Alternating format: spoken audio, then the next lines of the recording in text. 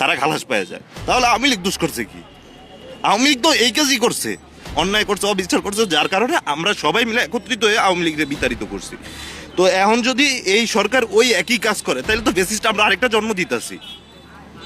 দলীয় অধীনে মামলা যাইবে, ওটা স্বাভাবিক। দলীয় অধীনে যেগুলো অন্যায় মামলা হয়েছে যা, কিন্তু এখানে 6টা মানুষের চোখ উঠে ফেলছে, মানে 6টা ফ্যামিলির নষ্ট করে দিছে। আমার বাবা আমাদের এই পর্যন্ত দেখতে পারে নাই, না দেখে মারা গেছে, ওই যোগে আমার কোনো সবাই দেখতে পারে নাই। তাইলে কি আমরা ন্যায় বিচারটা আশা করতে পারি না? তাইলে সেইখানে যদি এইরকম একটা রায় হয় তাহলে আমরা কার কাছে আশা করব? সরকারের কাছে কি আশা করব?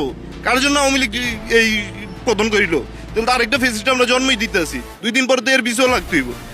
আমাদের ওই দিন সর্বহারা নিয়ে আমাদের উপর অতর্কিতভাবে খাবার টেবিলে আমাদের আক্রমণ করে পরে আমাদের 6 জনের চোখ উঠায় ফেলে। আমরা কি অপরাধ করেছিলাম সেদিন? এমন আলোচিত মামলার আসামি প্রায় 33 বছর চলমান ছিল। এই মাসের 5 তারিখে মামলা আমাদের সাক্ষী ছাড়াই কি বাজে খারিজ দিল। উনি সন্ত্রাস যে ডাকাতি করে যে মানুষের চোখ উঠে এলায়, এর সামনে যে আরও 2-4-10টা মার্ডার করবো না, এটার গ্যারান্টিটা কি? সে তো কইরা এরকমই পার পেয়ে যাবে। তাহলে তো আইনের প্রতি শ্রদ্ধাটা রইল না। সে এই ধরনের আসামি যদি খালাস পেয়ে যায় 6 জনের চোখ উঠার পরে, তাহলে আর আইন থাকলো কো? আসলে সেই রাত্রে ওরা অস্ত্র সহ যখন ওই অঞ্চলে আক্রমণ করে, এর আগেও ওরা 2বার আসছিল, তখন চতুর্দিকের বিক্ষুব্ধ জনতা ওদেরকে ধরে ফেলে, আটক করে, যাকে যেখানে পায় সেখানে উৎপাটন করে।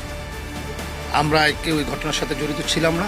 যারা এই ঘটনার সাথে জড়িত ছিল পরবর্তীতে জানতে পেরেছি তারাও কেউ মামলার আসামি হয় নাই। তো ওরা ছিল একটা সংঘবদ্ধ সর্বহারা গ্রুপ, একটা অস্ত্রধারী গ্রুপ, এবং দীর্ঘ 32 বছর পর আমরা এই মামলা থেকে অব্যাহতি পেয়েছি, কারণ আমরা কেউ এই মামলায় জড়িত ছিলাম না। এবং যারা এই মামলার সাক্ষী ছিল তারা, আপনার মেজবা মনে হয় আজকে ওখানে মানববন্ধন করেছে, ওকে বারবার নোটিশ করা হয়েছে, পুলিশ পাঠানো হয়েছে, ও সাক্ষী দিতে সেখানে যায় নাই। তোফাজ্জলরা সাক্ষী যারা দিয়েছে, যারা ভিকটিম, তারা অনেকেই বলেছে তারা কেউ আমাদেরকে চিনে না, জানে না। অতএব মহামান্য আদালত আমাদেরকে মুক্তি দিয়েছে। আমরা আদালতের সিদ্ধান্তের মাধ্যমে, পর্যালোচনার মাধ্যমে, সাক্ষী প্রমাণ আর্গুমেন্টের মাধ্যমে